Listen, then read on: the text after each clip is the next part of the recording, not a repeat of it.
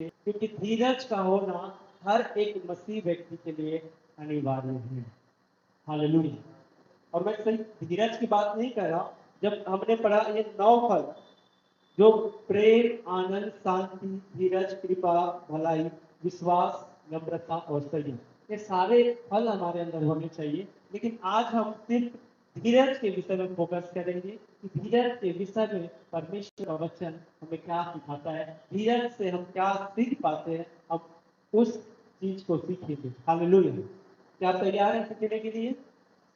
क्योंकि परमेश्वर का वचन जो है हमें कैसे जीवन जीना है ये सिखाता है, कैसे इस संसार में रहकर हमको आशीषित जीवन जीना है, कैसे इस संसार में हमको ऊंचे लेवल पे बढ़ना है, ये सारी चीजें हमें परमेश्वर का वचन ही सिखाता है। और हम उस वचन से आज धीरज के विषय में सीखेंगे। तो जब हम मत्ती रचित सुसमाचार पढ़ते हैं, हम निकालेंगे मत्ती रचित सुसमाचार उसका 24 अध्याय।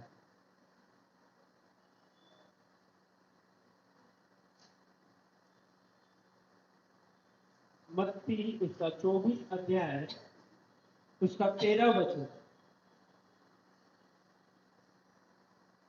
यहाँ पास इस प्रकार लिखा, मत्ती उसका 24 उसका 13 में, परंतु जो अंत तक धीरज धरे रहेगा उसी का उद्धार होगा। हालेलुया। जो अंत तक धीरज धरे रहेगा उसी का उद्धार होगा। उद्धार कब होगा? जब हम अंत तक धीरज धरे रहेंगे। आज हो सकता है हम किसी विषय को लेकर परमेश्वर से प्रार्थना कर रहे हैं कि प्रभु हमारी आवश्यकता है, प्रभु आप हमारी प्रार्थनाओं को सुने और हमारी आवश्यकताओं को, जरूरत को आप पूरी करें, और परमेश्वर का उत्तर नहीं आया। हालेलुया। तो आपको क्या करना है? जब तक परमेश्वर उस प्रार्थना का आंसर, उसका उत्तर हमको ना दे दे, तब तक हमको क्या करना है? प्रार्थना करते रहना और धीरज को अपने बनाए रखना है। हालेलुया। और एक टाइम आएगा कि परमेश्वर हमारी उस प्रार्थना का उत्तर अवश्य हमें देगा, क्योंकि परमेश्वर का वचन कहता है कि हमारा परमेश्वर, दाऊद राजा कहता है कि धन्य है मेरा परमेश्वर जिसने मेरी प्रार्थना को अनसुनी नहीं की। हालेलुया। वो हमारी प्रार्थनाओं को अनसुनी नहीं करता, लेकिन कई बार वह हमारे धीरज को देखता है। हालेलुया। कई बार परमेश्वर हमें, जब हम प्रार्थना करते तुरंत उसका आंसर हमें मिल जाता है, तुरंत हमको चंगाई मिल जाती है, तुरंत छुटकारा मिल जाता है, तुरंत हमारी प्रार्थनाओं का उत्तर आ जाता है। लेकिन कई बार परमेश्वर हमारी प्रार्थनाओं का उत्तर देने में देर करता है, इसलिए कि वो हमारे धीरज को देखता है। हालेलुया। और ये हर एक मसीह के जीवन में होना अनिवार्य है। मेरे जीवन में भी, चाहे वो प्रॉफिट हो, पास्टर हो, अपोस्टल हो, इवेंजलिस्ट हो, कोई भी हो, चाहे एक साधारण विश्वासी हो, हर एक के जीवन में धीरज का होना बहुत जरूरी है। हालेलुया। और इसी विषय में यहाँ परमेश्वर का वचन कहता है कि परंतु जो अंत तक धीरज धरे रहेगा उसी का उद्धार होगा। और अगर हम चाहते हैं कि हमारा उद्धार हो, तो हमें क्या करना है? हमें अंत तक धीरज धरे रहना। हालेलुया। हमारी प्रार्थनाओं का उत्तर अभी हमको मिले या ना मिले, हमें उस उत्तर का इंतजार करते रहना। हालेलुया। समझ रहे हैं? हम एक व्यक्ति के जीवन से देखेंगे कि उसका धीरज कैसा था। हालेलुया। आप जानते हैं वो व्यक्ति कौन है? अय्यूब। हालेलुया। अय्यूब हर एक प्रभु पर विश्वास करने वाले लोगों के लिए आदर्श है।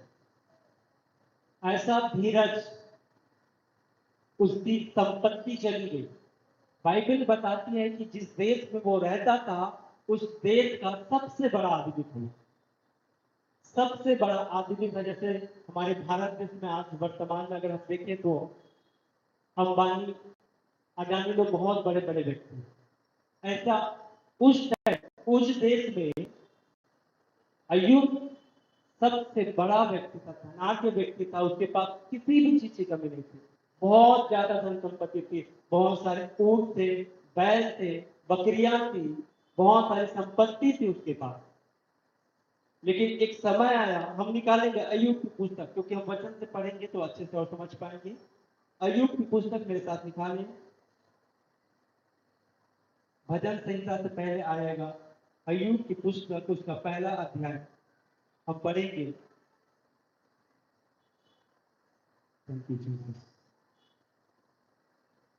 तो उसका एक में इस प्रकार लिखा, उस देश में अय्यूब नामक एक पुरुष था, वह खरा और सीधा था और परमेश्वर का भय मानता और बुराई से दूर रहता था। उसके 7 बेटे और 3 बेटियां उत्पन्न हुई, अर्थात उसके 10 बच्चे थे। और उसके 7,000 भेड़ बकरियां, 3,000 ऊंट, 500 जोड़ी बैल, 500 गधियां और बहुत से दास और दासियां थी।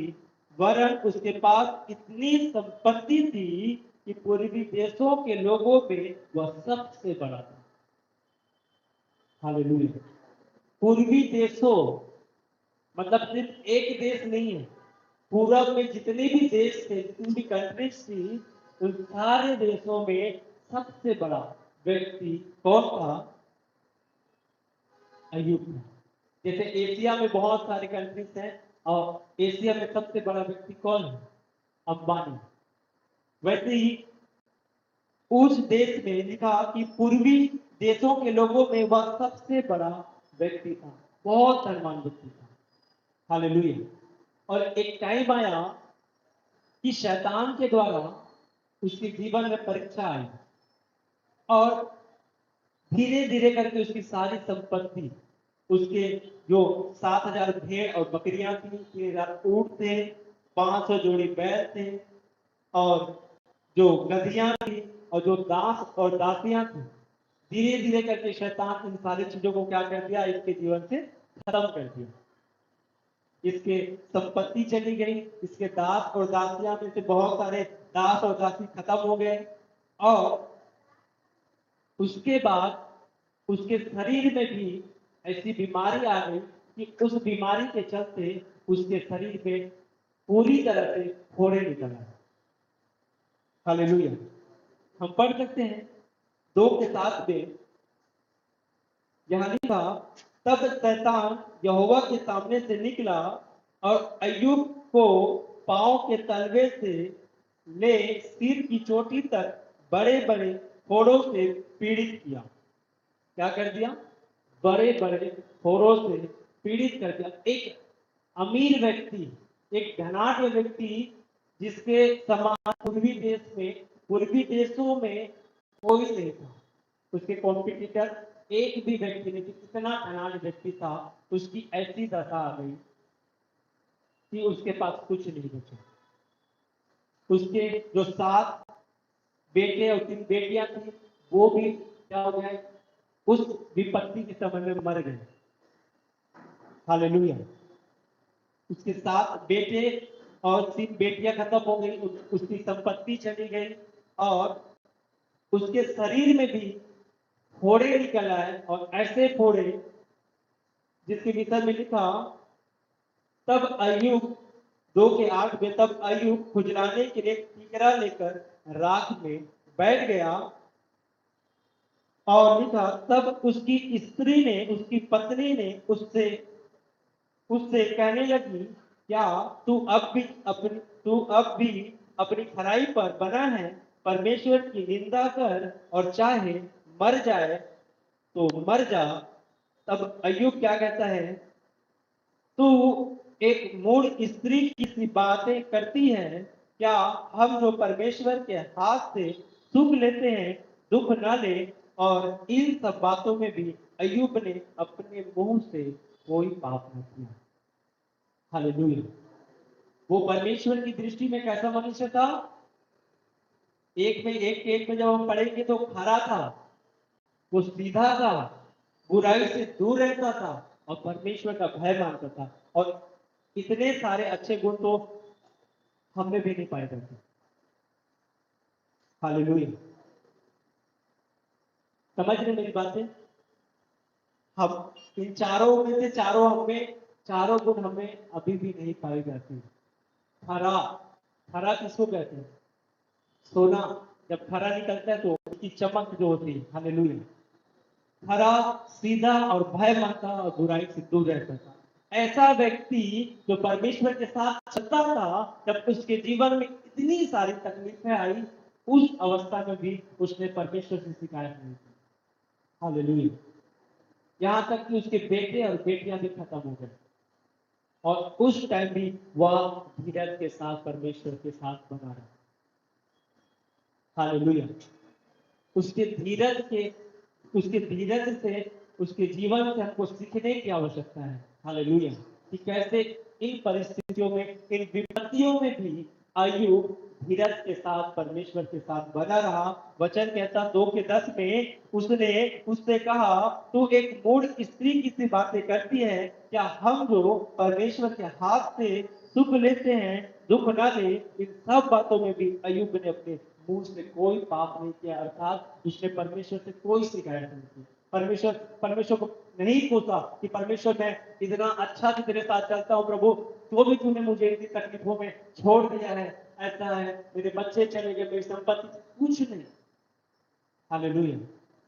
वो परमेश्वर के साथ बना रहा, धीरज के साथ।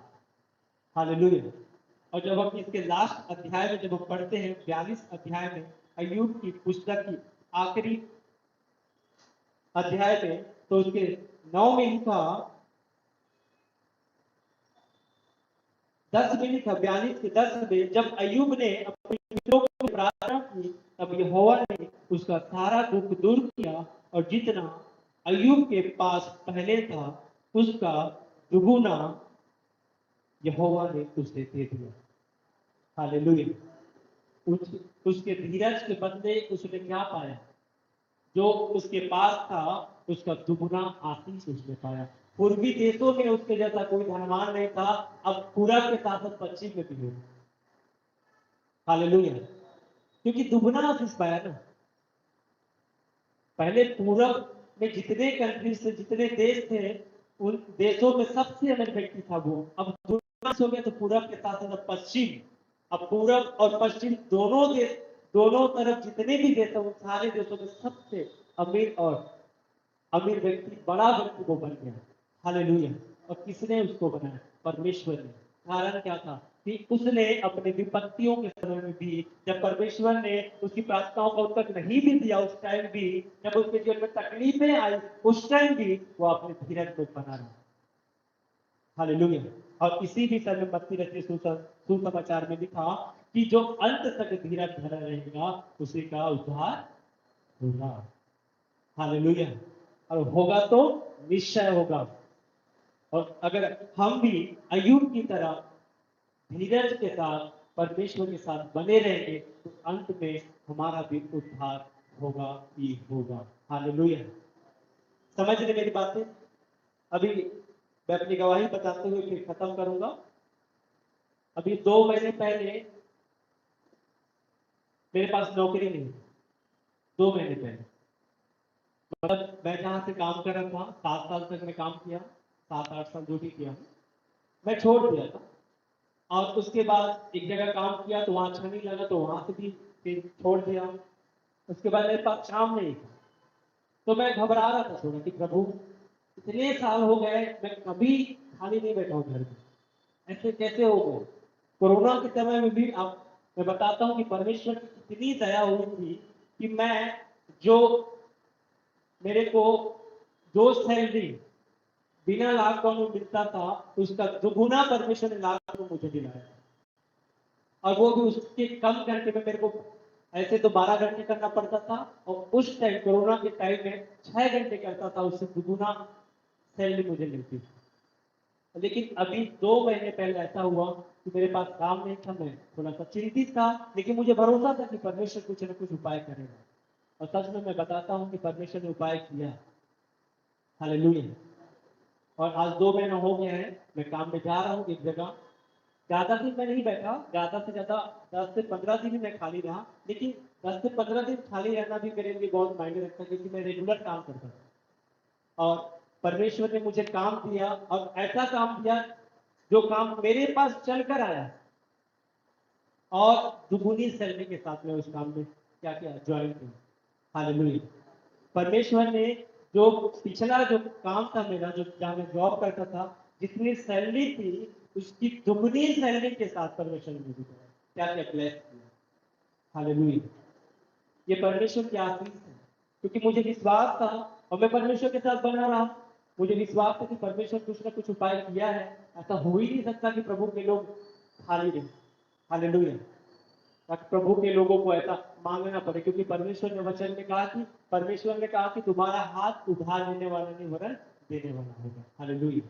और सच बता दो, ये मेरी गवाही है, आज से 2 महीने पहले की बात है, और परमेश्वर ने दुगनी सैलरी की आशीष के साथ जॉब के साथ मुझे ब्लेस किया। हालेलुया। क्योंकि वचन कहता कि जो अंत तक धीरज धरा रहेगा उसी का उद्धार होगा। इसलिए हम धीरज रखना सीखें। हालेलुया। ये आत्मा के 9 फल में से एक फल है धीरज। समझ रहे हैं? हमको धीरज के साथ परमेश्वर के साथ चलना है। हो सकता है कभी हमारी प्रार्थनाओं का उत्तर ना भी आए, उस अवस्था में भी अगर हमारे जीवन में कोई तकलीफ विपत्ति आ गई, उस अवस्था में भी हमें परमेश्वर के ऊपर भरोसा रखकर धीरज के साथ परमेश्वर के साथ बने रहना है, और अंत में उसका रिजल्ट बहुत अच्छा होगा। हालेलुया। क्योंकि परमेश्वर अंत में हमारी आशा को पूरी करने वाला परमेश्वर। हालेलुया। ये परमेश्वर का वचन है और इस वचन से प्रभु हम सभी को आशीष दे। आइए हम अपनी आंखों को बंद करें।